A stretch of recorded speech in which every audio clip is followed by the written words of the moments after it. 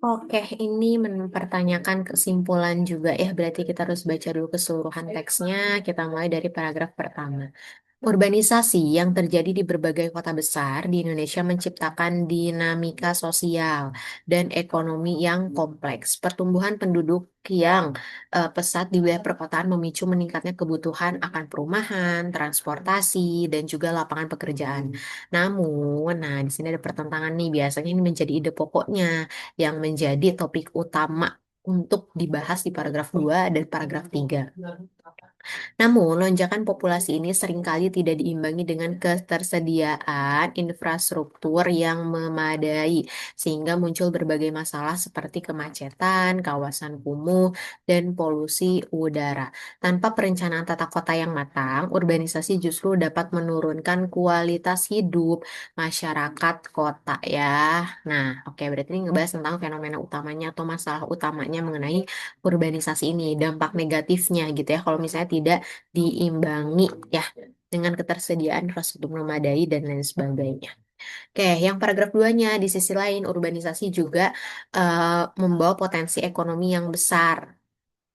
Kota menjadi pusat kegiatan industri, perdagangan, dan inovasi yang mampu menarik investasi dari berbagai sektor. Banyak masyarakat desa yang datang ke kota dengan harapan memperbaiki taraf hidup dan memperoleh kesempatan kerja yang lebih baik. Jika dikelola dengan strategi yang tepat, arus urbanisasi dapat menjadi kekuatan penggerak pembangunan ekonomi nasional yang inklusif. Nah, ini ngejelasin tentang potensi terhadap ekonominya gitu ya urbanisasi ini kalau misalnya diatasinya dengan tepat. Yang paragraf 3 untuk mengatasi dampak negatif ya, dampak negatif dari urbanisasi sekaligus memaksimalkan manfaatnya diperlukan kebijakan pembangunan yang berkeadilan dan berkelanjutan atau sustainable. Pemerintah harus mampu menyeimbangkan antara pertumbuhan ekonomi dan kelestarian lingkungan melalui perencanaan kota yang manusiawi. Selain itu, perlu ada upaya pemerataan pembangunan ke daerah agar masyarakat tidak selalu terpusat di kota besar. Dengan pendekatan tersebut, urbanisasi dapat menjadi proses yang menguntungkan bagi seluruh lapisan masyarakat. Oke. Simpulan yang tepatnya mana? Yang A, urbanisasi sebaiknya dihentikan. Nggak bisa ya, tidak mungkin ya. Yang B, urbanisasi menjadi ancaman serius bagi pemerintah yang gagal membangun infrastruktur kota secara cepat. Bukan juga, bukan itu simpulan utamanya.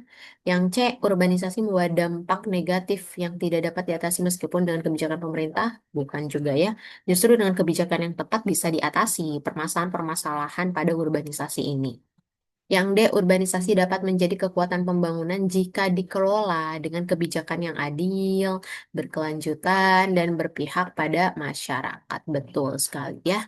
Yang E, pemerataan penduduk. Nah, pemerataan penduduk antara desa dan kota tidak perlu dilakukan karena urbanisasi merupakan hal yang alami juga. Salah ya.